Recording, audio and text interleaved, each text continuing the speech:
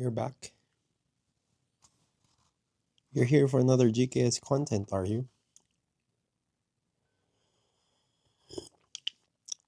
Very hot. I'm making more content about the Global Career Scholarship Program, especially now that I think we're just 2 weeks away from the actual opening of the Global Career Scholarship Program graduate studies. And I'm actually here to ask you if you are ready. If you're not ready, I think this is the perfect time to start preparing for all your documents. And if you haven't known or haven't heard the news, there's a possibility of an online application for the Global Korea Scholarship Program, meaning the studyinkorea.go.kr website will be your main focal point when applying for the scholarship program. So you send your documents, create an account, everything will be there. But there are specific things that you have to prepare aside from your account. And these are the documents. So, referencing 2025 Global Career Scholarship Program, you have those list of documents that you have to prepare. And probably you're wondering how I'll be able to prepare those documents. And I'm actually wondering too, because I'm done with the scholarship. So, I don't really think about that list anymore. But if you're new to the scholarship and you're trying to apply, and you're just 2 weeks away from the opening of the application, these are the things that you can start doing in order to prepare yourself and be GKS ready for the 2026 Global Career Scholarship Program Graduate Studies. Of course, we will be starting with the form. Form 1. It's the actual application form. In the list from the 2025 GKS guidelines, it's the Form 1. So it contains all your information, your name, your country, your birthday, your educational background, your experiences, and everything. So those things should be found in your Form 1, including the university of your choice, the track, which specific major you're aiming to apply for, those information. So if you don't have them there, this is the perfect time to start writing or creating. When I say write, it, I don't really mean handwritten. Type it using the computer. Some of you might be wondering, Justin, can I actually complete the forms using your phone? Try, but to be honest, laptops or computers are the best way to fill out the form because there's so many things there to fill out. And you might miss some information because you're using a phone, which will cause for your failure to apply for the scholarship program. And that's the form 1. But because the application will be online, there will be changes on the form 1 as well. So the form 1 will be done directly at studyinkorea.go.kr website. So that's the thing. And that's actually more convenient. But for the sake of preparedness, for you to be able to achieve preparedness for the scholarship program, I highly suggest still using the official guidelines at the official Form 1 from last year. So you can input all your information there and save it in your computer. Once the official application opens, you can easily transfer the data. That's actually an easy way for you to at least avoid forgetting information that you need to write for your Global Career Scholarship Program Form 1 application. And then we're moving to the Form 2. This is actually the Form 2 is the personal statement. The half of the most important application document that you have to submit. The other one being study plan. So personal statement is very important because it's your background. Actually, the thing that you have to explain there is why Korea, why your specific school of choice, why this course. And to be honest, you have to prove a point that why you should be selected and not other student from your country or from the other country. That's the hardest part to prove. I have made a lot of studying personal statement and study plan videos. The best way for you to learn and check these tips is by scrolling and checking those posts I made. So, which leads me to the part 3 or the form 3, which is the study plan. So, the difference of the personal statement, it's a motivation letter style that you want to prove your point, right? For the study plan, it's more of explaining your step by step activities. What you will be doing from day 0 to day 1000 as you complete the scholarship program. As you all know, GKS includes Korean language classes and then your master's or PhD for undergrad or undergrad studies. They just want to know what you're going to do. They don't want to see you saying, I'll study hard. That's not enough. Everyone says that. I'll study hard. But how will you be able to study hard? Do you have structure on what to study?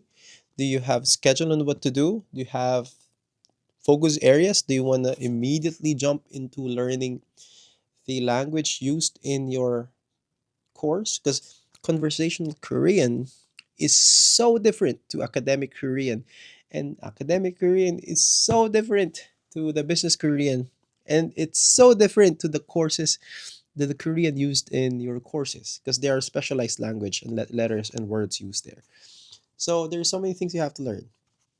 And some of you guys who are not really that well versed in English will really need to prove your English proficiency as well, or share a plan of how you'll be able to increase your English proficiency. These things should be in the study plan, alongside with how you will be able to accomplish your degree of choice and your thesis. So that's actually the core of the study plan. And lastly, after you graduate, NIED would want to know, what will you do? Are you going to stay in Korea? Are you planning to study PhD? Are you thinking of going back to your home country immediately after studying in Korea? Are you planning to rest? Or what's your plan? It's like way of them to check, hey, what do you want to do after this? I'll give you the investment, the money to study, the allowance to study. What do you plan to do after? It's more of a if as if a friend is casually asking you what to do, but for this scholarship program, it's a high stake casual discussion. So you really need to explain, what would you want to do. There are short term goals, and medium term goals. There are long term goals. These things are very important for them because again, I don't want to be repeating myself, but I think I have to repeat myself. The Global Korea Scholarship Program is not just a scholarship program; it's an investment. So there's so many money coming in and going out from the Korean government. So they really want to know that you are worthy of the scholarship program. Yapping a lot about the program, but that's actually the first part. There's so many things you have to do. There's this form for your personal medical assessment, like some guide questions on what to do. There's this portion of the scholars agreement that you have to acknowledge some of the things and responsibilities if you become a global career scholar, and you have to submit your awards and certificates. But to be honest, these are the only four requirements that you have to submit as stated in the guidelines. The form 1, your personal statement, study plan, and the other one is the transcript of records and certificate of graduation. Oh no, another one, the fifth requirement was be a proof of citizenship. So form 1, the application form. Let's combine the essays. It's the second requirement. The third is transcript of records. The fourth is your certificate of graduation. The fifth is your proof of citizenship. You and your parents. So if you have those, you can actually apply already. But if you want to increase your chances, especially if your grades are not perfect, if it's not 4.5, it's not summa cum laude level, it's perfect and required, not really required. It's advantageous for you, even if it's not required, to submit your awards, certificates, portfolio, CV, all the things that you've done. Because again, we're trying to prove a point. We're trying to prove a point here. And the point being is that the investment from the NIED, once given to you, will not be wasted. And the best way for you to say that it will not be wasted is by showcasing what you have accomplished so far.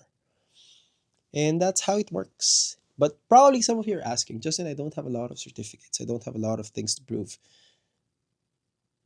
And actually, that's where effective packaging will come into play. There's no such thing as, I mean, especially for applying for a scholarship, it's expected that you are academically above average. I mean, think of it this way.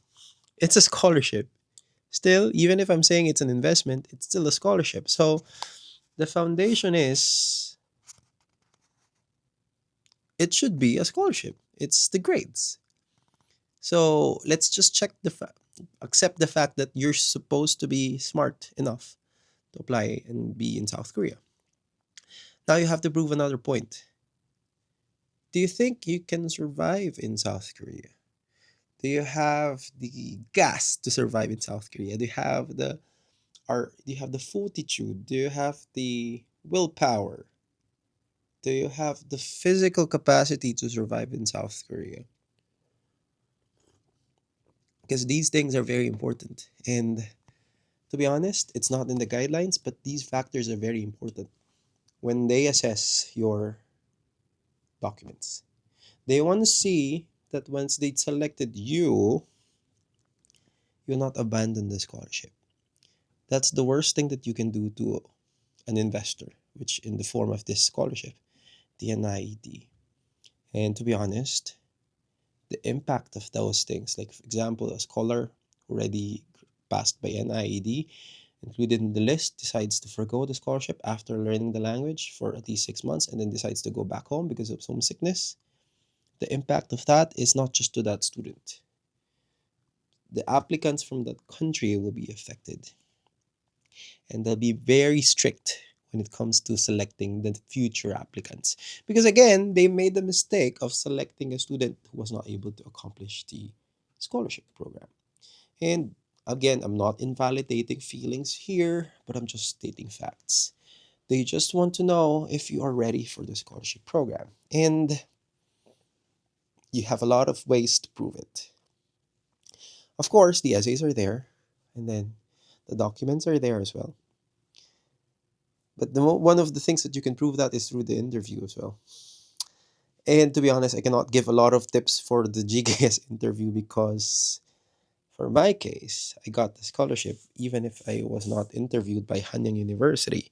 So what happened was, once I submitted my documents, they just accepted me and emailed me after a month that congratulations, you were selected by Hanyang University as their official first round candidate for the Global Career Scholarship Program, and decided to move on.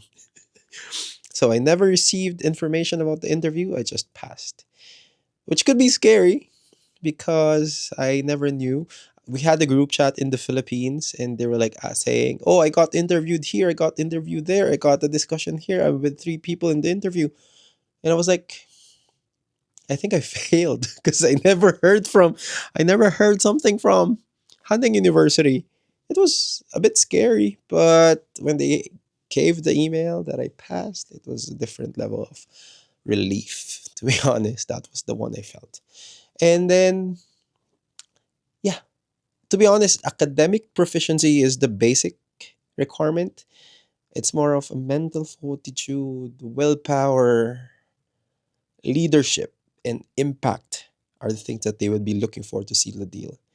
Because I'll be saying it again, you're supposed to be smart if you want to apply for the scholarship program. But you should be more than just smart. You have to have a very specific area that you want to study that is reflected in your personal statement.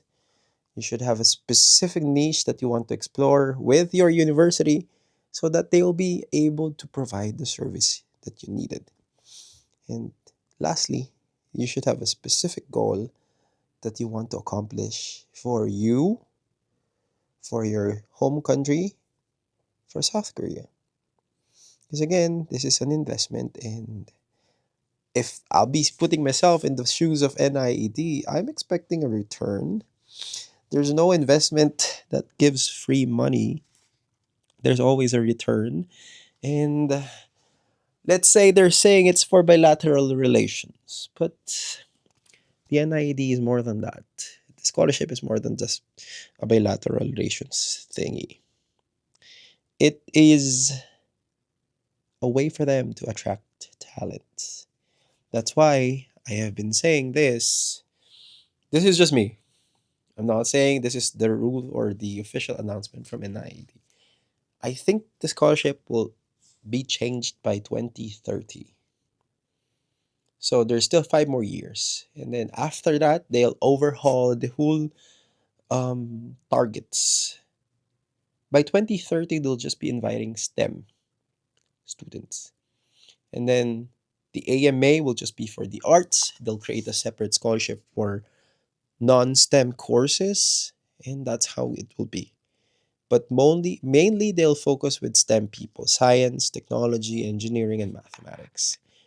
And don't take this against NIED. This is just my words, but this is how I view it. With how budgets are being moved within South Korea, how they designate specific universities as key priority universities with their key priority research. And they would want output, results. And that's how it's going to be. So the best thing for us to do is, instead of resisting these ideas, let's just have to align our ideals, align our goals, and make sure to capitalize these opportunities as long as they're here. And that's about it. A very casual discussion. But if you have specific questions about the scholarship program, you can write them in the comment section. I'll be surely reading them and try to decipher how I'll be able to help you. Or I'll be making a separate video in order to address your questions. And that's about it.